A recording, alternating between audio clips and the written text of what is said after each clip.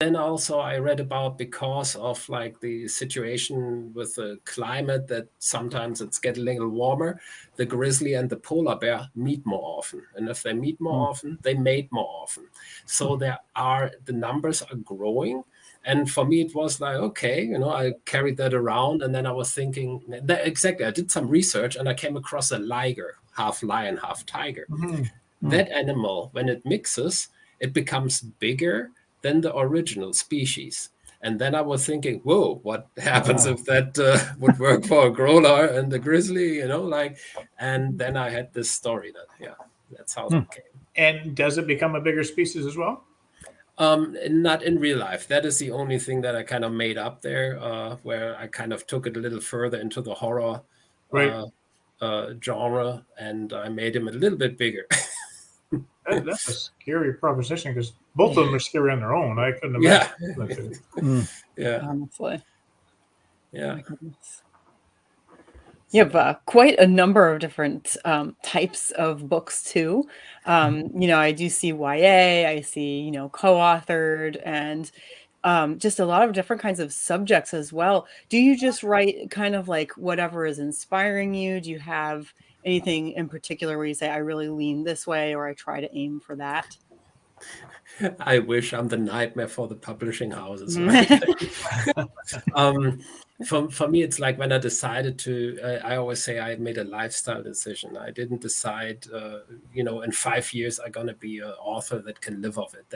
Or an artist that's illusionary. So for me, it was a lifestyle decision. What meant like I take a job where I can parallel work on my novels, storytelling, etc. So for me, it was always to write the best idea that I have at the time, or the first most developed. And I never strayed away from that technique. Although I got offers to write a second part, or agent offered me I should write a rom-com, and I said, like, I'm not against rom-com. If I have a good idea, I will do it, but I'm not sitting down and develop something into the blue just to make, I don't know, a couple of $1,000. It's like, for me, writing is a deeper cause. Like I even if it's horror, there are other things that go in that too. And I have so many ideas that I don't need necessarily input from somewhere else. Sure. So I'm interested to know, with regards to your children's books. Our daughter writes children's books as well, and we just publish them through Amazon. We have a local printer do them, and they're kind of perfect bound books. But I don't know if you recall the little golden books, and if you're familiar with those, they're old children's books, and they were in a fairly thick cardboard cover, just probably to protect them from the children when children can be very hard on, especially the young kids. How do you print yours? Do you have a publisher that just prints them, or? So originally I'm from Germany, my accent and all, so in Germany, my books are traditionally published. I always kept the English rights, because I knew, like, I'm married to a Canadian, that we would live one day here and there. And so I kind of kept that separate. And so my first young adult fiction novel was, I sold the film rights before I sold the book rights. And then the book was nominated as Best German Debut in the young adult. So I was really fortunate, and it's the books I read between Denmark and Italy in schools. And currently one of my dystopian novels is a mandatory read at high schools to actually finish high school. And in English language arts, it's 1984. So yeah. Wow. So that is. So you mentioned that you've had some of your books made into films. What's it like actually kind of like watching your books being transformed into a movie? I mean, that's kind of like something that I think a lot of us just kind of only dream of, sort of thing. With the one where I sold the film rights, unfortunately, it wasn't done, although twice a contract was written. Once with public television in Germany, and then the financial crisis hit in 2008. And I'm not kidding you.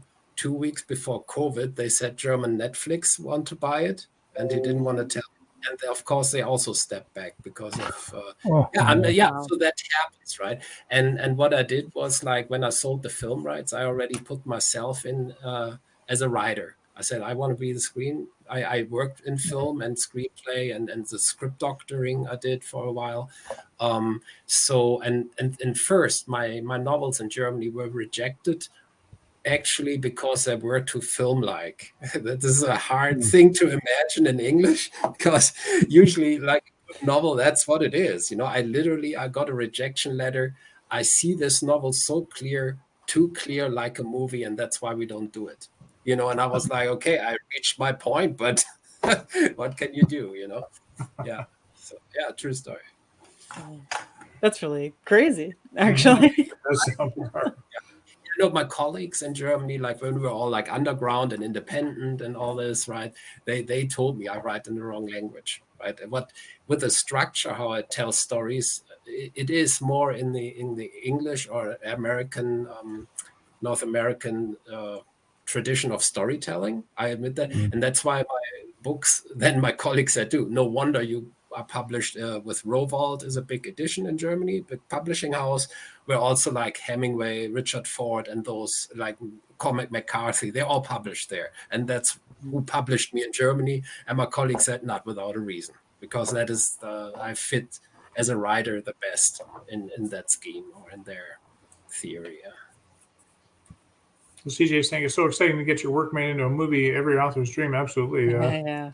I would love to have my Soulforge universe made into a movie. Even a cheap Netflix show would be great. It would be just neat to see what they do with it. And but it'd be a 10-hour movie, Richard. Pardon me? What's that? I say it'd be a 10-hour movie, though. Yeah. Well, they turned The Hobbit into a 10-hour, 3 movies that equaled about 10 hours. So you can imagine what mine would turn out. True. Yeah.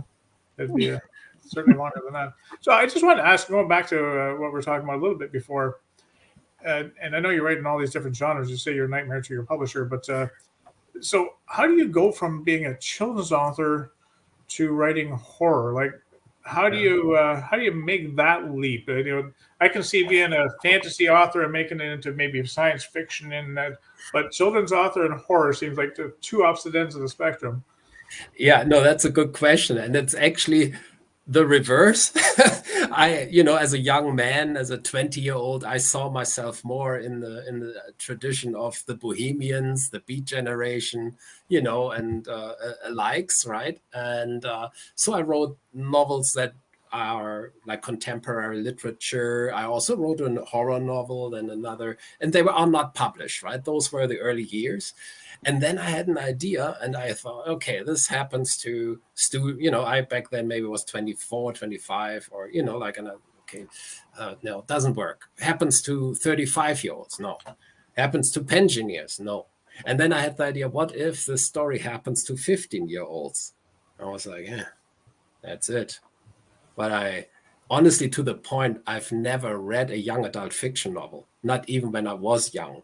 I switched from comics to novels right away, and totally skipped that. So I took 20 young adult fiction novels. I really just bought. I was like, who's the award winner? What sounds cool? What are best selling? I wanted to see what's out there. And then I just, for like 4 weeks, I just read young adult fiction. And then I thought, yeah, there is space for me. And that was, I think, one of the best decisions in my life. So actually, it was the other way around, and I never regretted. I never regretted it. It's the feeling when you go to a reading and you can talk to the young adults, to the kids, to the teens about the novel, and they have questions, and you have a good time. I usually split it like half an hour reading, half an hour talk.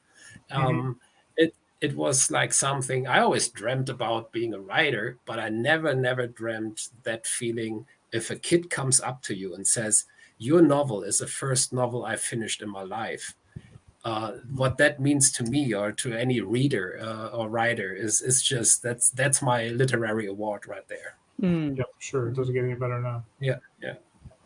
Definitely. And since we're on the topic of YA, one of your books is called My Totem Came Calling. And that one was CBC Books Have to Read YA Novels for Fall 2019. So not that long ago. And that one is co-authored. So what was that process like? You've written, you know, I know you've written a lot of novels on your own, you've written a lot of songs on your own, and now you're co-authoring a book. How did it go? The Yeah, so process.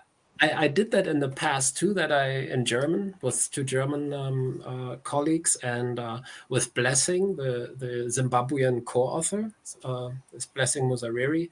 We met at a paid writers retreat. So we were Mm. paid to go to Denmark, and they invited 4 writers from all over the world, and being together with Danish writers. So we were in like this little, like a hunting castle, really beautiful. As you imagine now, it was that beautiful, and really fortunate. And we also did workshops with locals and readings, right?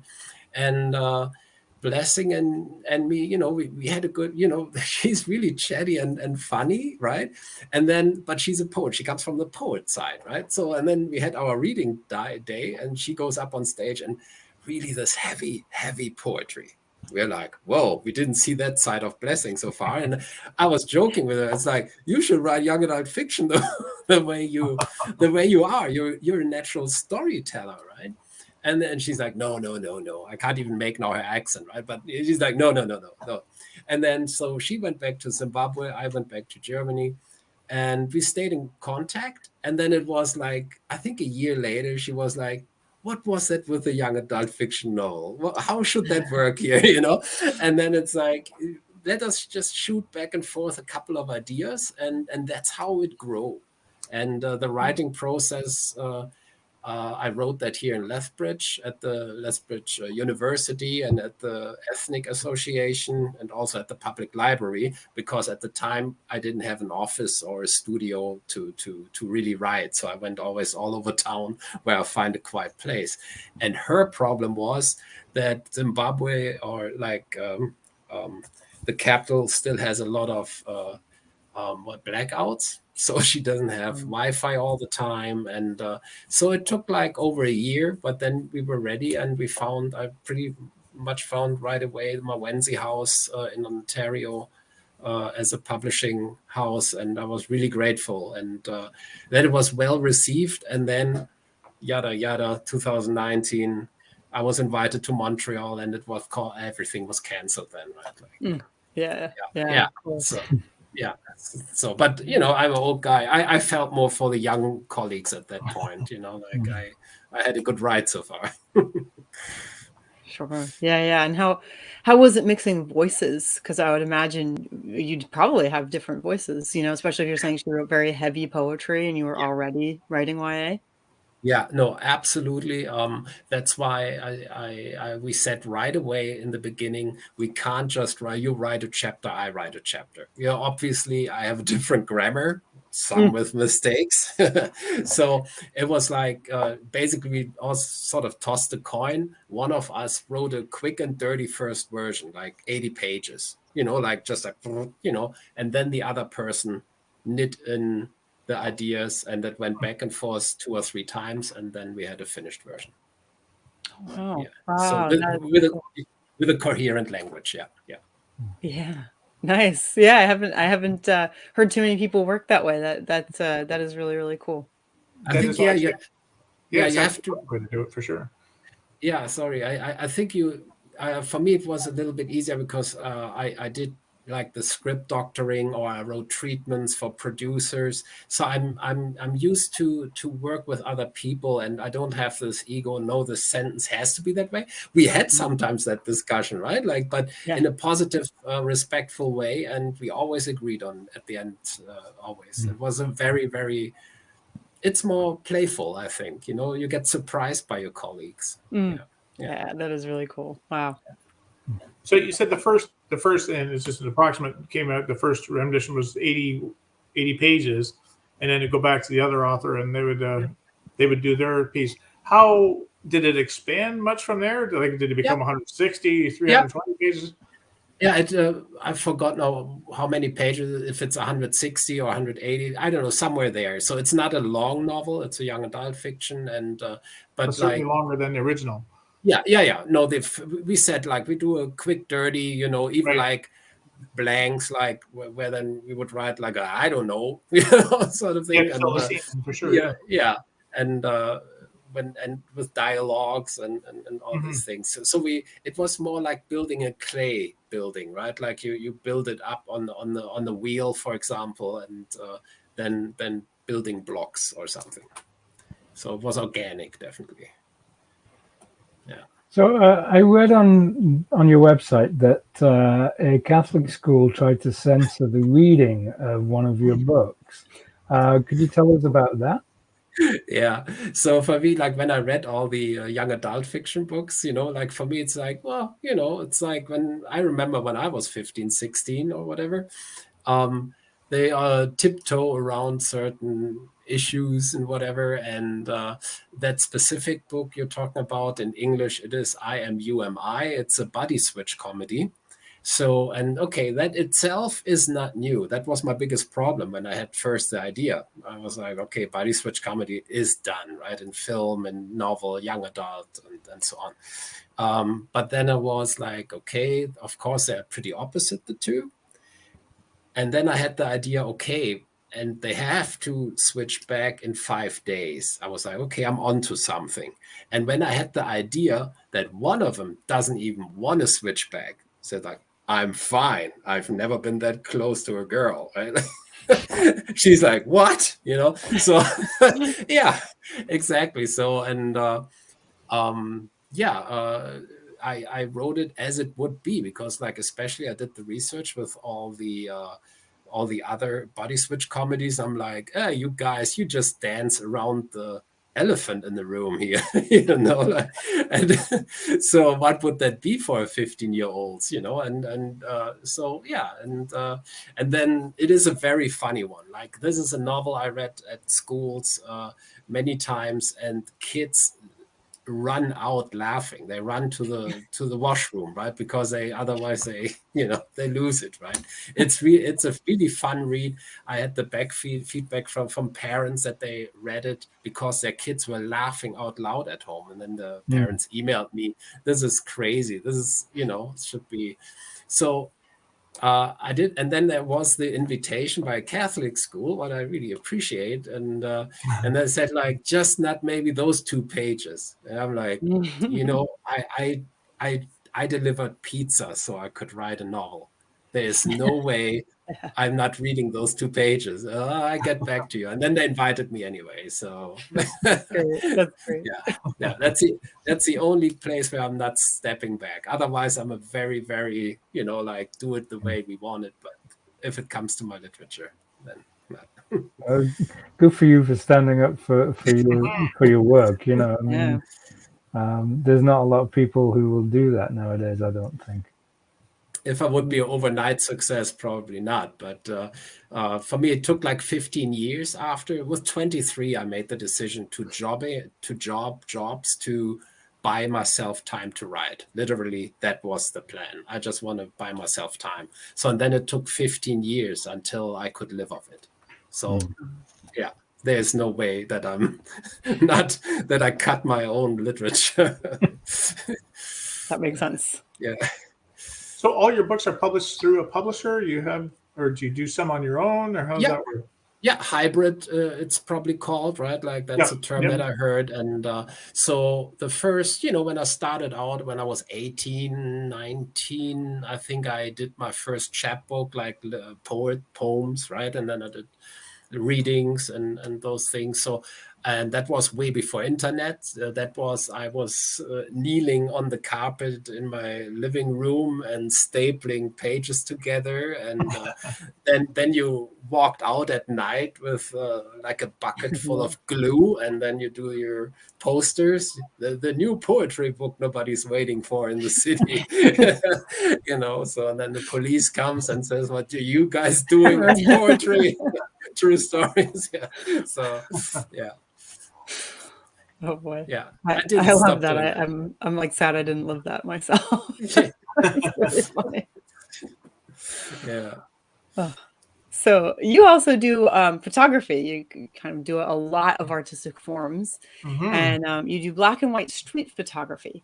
And you say on your website that it's all about people and their environment, minimalism and sometimes abstract. And that was actually, some of your work was featured in a gallery in 2020. So like share about that art form too, because we've got screenwriting, we've got poetry, we've got YA writing, we've got, you know, now we've got this and songwriting.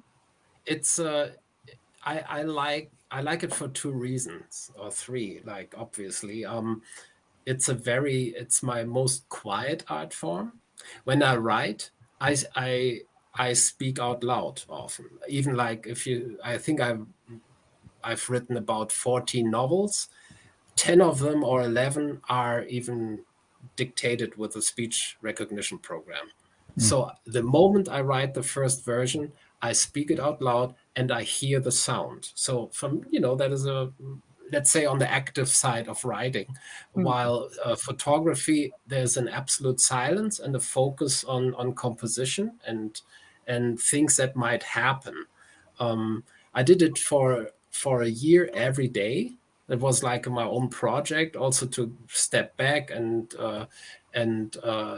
discover more the aesthetic of it. And I always liked black and white movies. So and now the technology is there that I can afford just shooting 300 pictures a day, right? I remember I did this in 98, 99 in Calgary when I was there, but I could just afford one roll of film a month, right? That's like 30, 40 bucks. And so you really can't, shoot and hope you find the perfect moment. And now I could do this. And I still continue. If I feel like a day, then I go out with a camera and just stroll around for 4 or 5 hours. Yeah, and that is right, Sandra. For me, it all blends together. Everything you do, even like the jobs that are made, basically. It's like you learn about people from jobs. Photography, it's almost like with street photography, there are different ways, but with street photography, often like you're fishing, they say. You wait, you see a composition and you wait that something interesting happens in the composition, in the frame, right? And a good example, what other mediums work for me is also audio. I love audio plays. I love audio books, and I had the fortune that one book was adapted as an audio play by public radio in Germany. So, and there you focus on the audio side, just the sense how you tell the same story, just with audio. And I love those moments. Or when you do film, you shouldn't think a dialogue. You should think composition. Whatever you can tell without words, you should tell without words in movies. That should be the best way. So photography blends absolutely in that scheme. Yeah, that's why I just don't do expressive dance. That's what I was. You don't. One thing that You don't. No time for that. And talent. So CJ's asking, do you do your own book covers? I'm wondering if you put your photo talents to work. Yes, CJ. Yeah, I for the ones that where I have the decision making, I do my own covers. Yes, I do that. Also for the EPs where they, they relate really well with the songs or the poetry.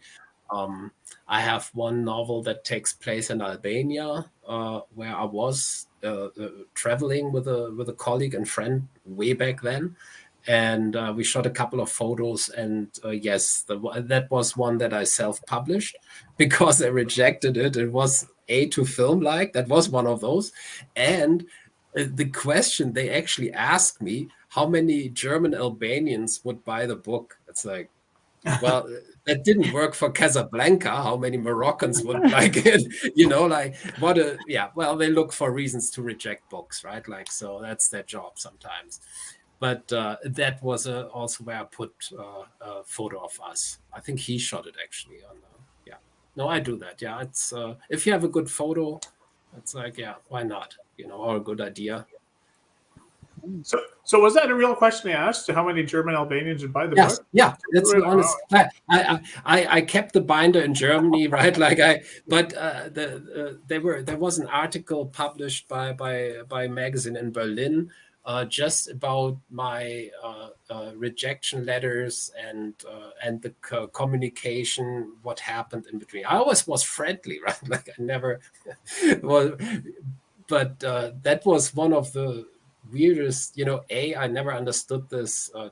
I write to film like, well, when I reached my goal, it was as a novelist, and to say like, okay, this could just interest a very certain like demographic is it's a road movie. It's two Germans that travel through Albania.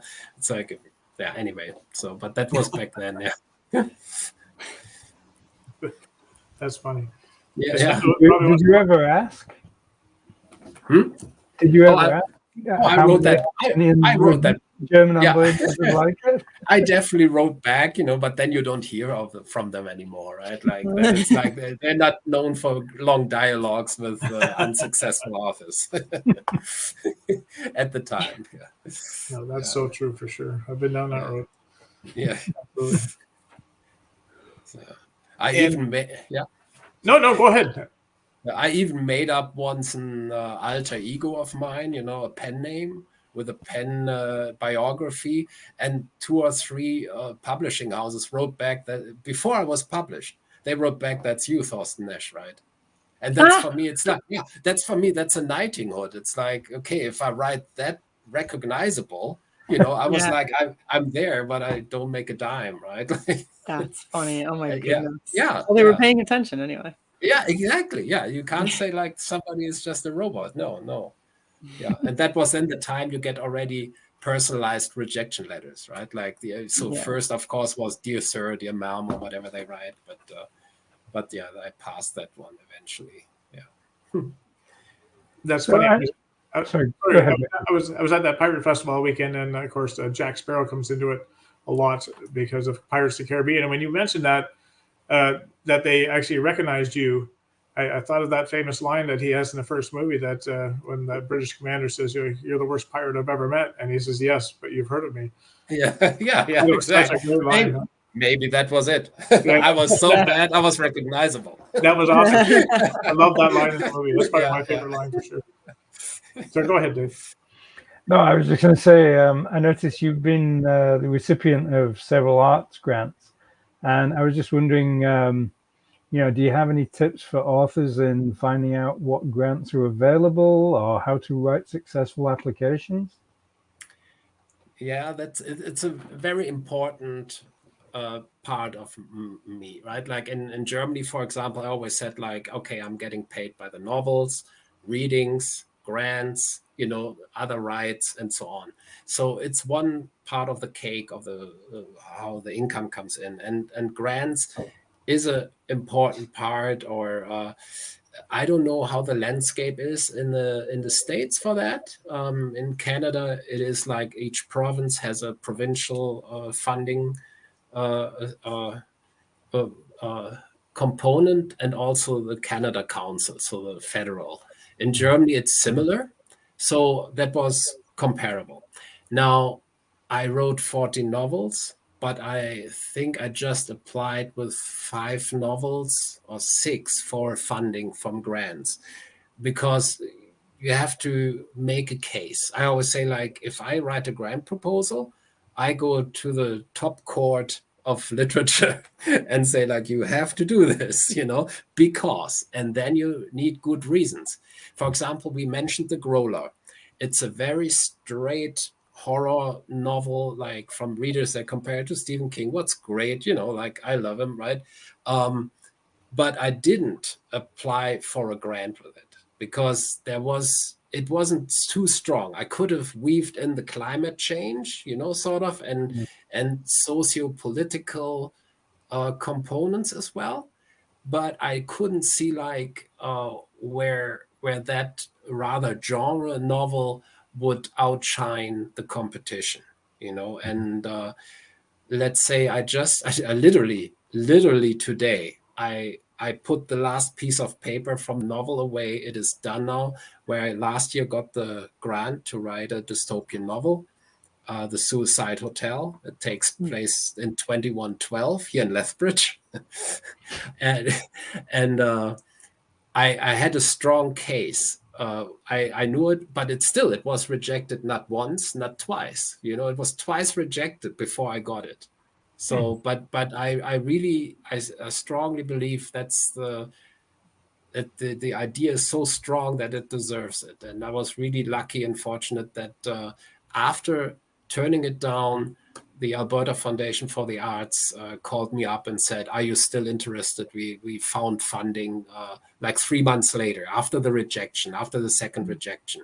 And I'm like, absolutely, I drop everything. It was for me about I have a job. I work as a janitor as well, like half-time, a little bit more half-time. For me, it was like, okay, then I don't need to do, let's say, film work or something. If I have a grant, the rest of the time, that's just writing. And that's how we want it, right? So, and I could do this for a year now, and it took me a little bit longer, but that is my own trying to be as good as possible. I had test readers and stuff, and for now I'm looking for an agent, basically.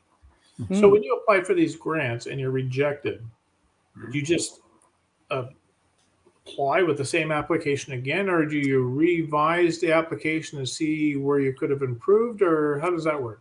If it's possible, like in Germany, it was like you have one shot and then it's blown. So they don't want to see that again. Here it's different, at least in Alberta. So I said, like, oh, that's too bad. What, next year you can apply again? I'm like, oh, okay, let's see, right? Like, so that was a good. And that's one thing. And the second thing is, like, if you can contact somebody, I would always suggest that to people. To say, like, is there something that was really offending, or was there something that really repels, and you drop it like a hot potato, and if they say, no, that was just, the competition was strong, we gave it to these 3 other people, right. And that's fair enough. There, of course, there are plenty great novels out there or ideas to be written. How I do it, I would say still, like, I just get every 3rd grant. So I apply 3 times and I get it once. It's not like, even in Germany, it wasn't like, oh, Thorsten, you get your, yeah. So you can't expect that, but it's also a muscle that you train. And for me, after the first, it's like, do we really want grant writing? Is that the most fun stuff? Maybe not in the beginning. But for me, I kind of formed my own tool around it, to really, like, why is it so important? Why is it important for me? And formulate that and find words for that. Because later you can use it for an agent, for example, or for other reasons as well, or for a blurb, if you can really nail it down. And I always invest a maximum of 5 full days, like I would say, but it's worthwhile, right? Because either you have a week where you just thought from a different angle about your project, or you really get money and you can write it in peace. Yeah. So see it as a win-win situation. But again, like, I wouldn't do it if you write a Western that is just a Western, right? Like that, if there's this component where that is socially relevant in some way, like, of course, every novel is in some, some are more, some are less, right? So. Sure.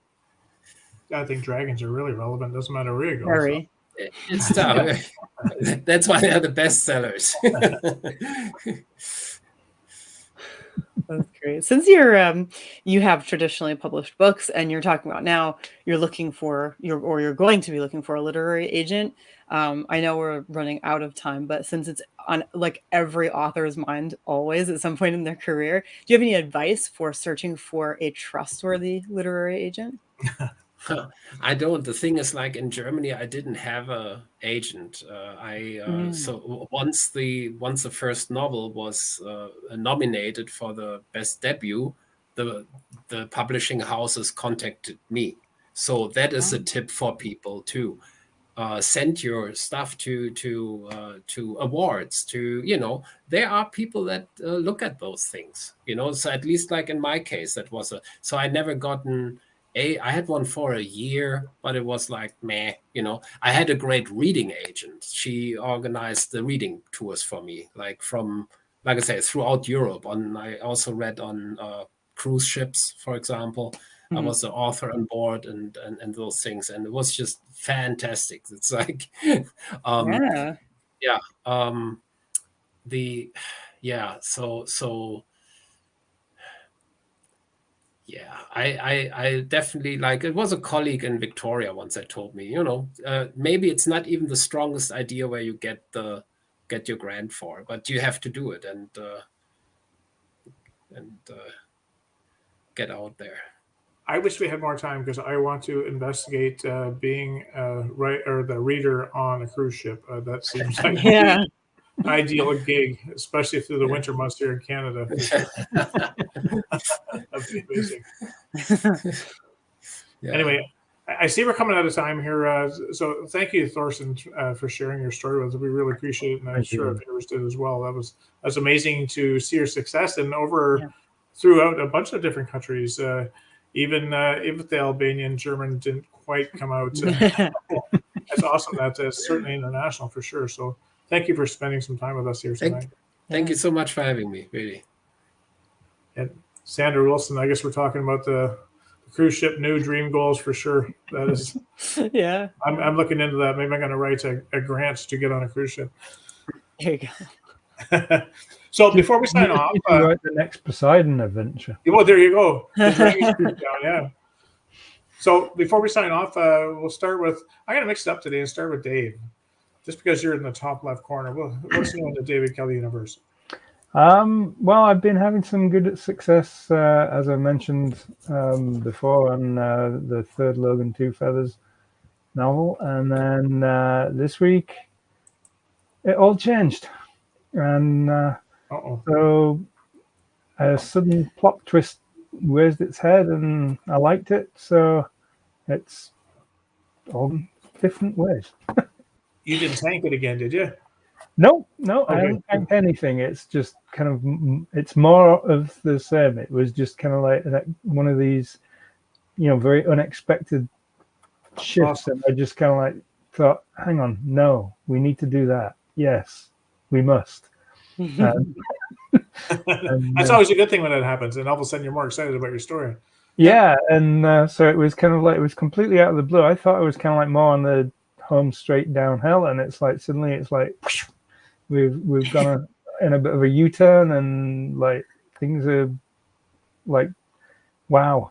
So yeah, so that's my kind of like news. And well, the other news is that I'll be at the Coldwater Steampunk Festival this Saturday, along with my good friend Richard H. Stevens. Now, how about you, Christy? What's new in the Christy stratosphere? Well, my second Gaslamp Fantasy, historical fantasy book on Vela is now publishing. So it's an episode a week, and it publishes Mondays. So this one is called Corrupted Magic, and I'm going to put the link right down here so you can check it out. I am. Congratulations. I'm so excited. Yes, congratulations. So yeah, I have 2 episodes out right now. Like I said, they're every Monday, and with the 2 episodes, let's see, those are the ones that are published. I'm currently writing episode 10 though, so I'm like way ahead. So you shouldn't miss any episodes this time. I learned my lesson last time. So that's going really well. I do have episode 1 up for free. It's actually free. Episodes 1 to 3 will be free on Vela. But if you're just not into looking at Vela, it's on my website, episode 1 for free. And it is also on Patreon for free right now. So if you just feel like reading some Gaslamp fantasy, head on over there and enjoy it. It follows right up with Grimoire Society of Dark Acts. And I've been really enjoying digging my characters into awful situations. So it's my favorite thing to do. So that's the fun part about being a writer for sure. Yeah, I love it. So I'm still in the part about digging them further and further and further in. So we're in a good space right now. Awesome. It's coming out easily.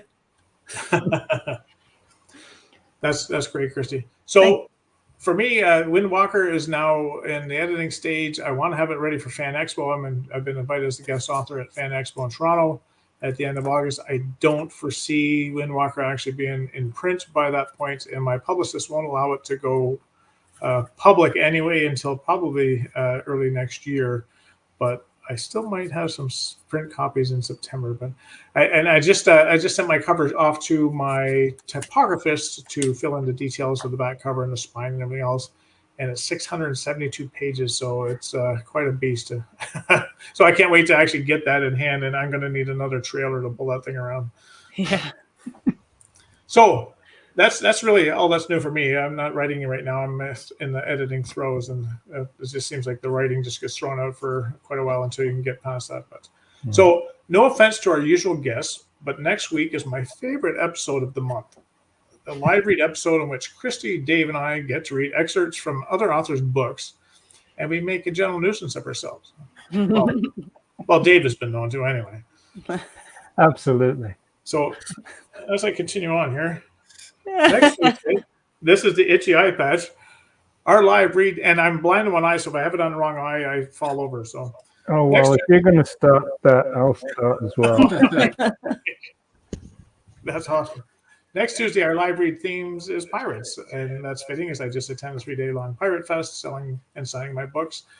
And there may have been a little bit of rum involved over the weekend as well. So it was a great event. I've never done a pirate fest before, and Epic Fantasy, but it was very well received with the pirate attendees. So I'll probably be doing it again next year.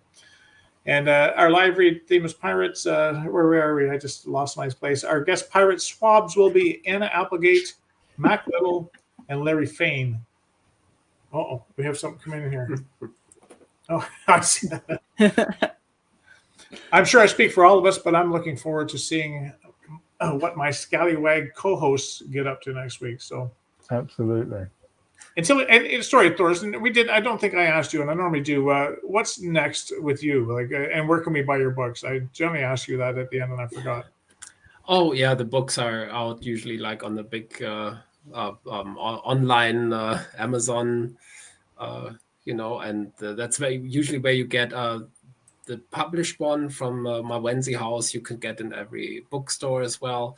And as of in 2 days, I will start the next grant application. Oh, nice. Yeah. Okay. Well, thank you again, Thorsten, for joining us, and we look forward to seeing how much success you have going forward. We really appreciate talking to you tonight. Thank you so much. That was Thanks, fun. everyone. Good night. Yeah. So until we meet again next week, thank everybody for tuning in. Take good care.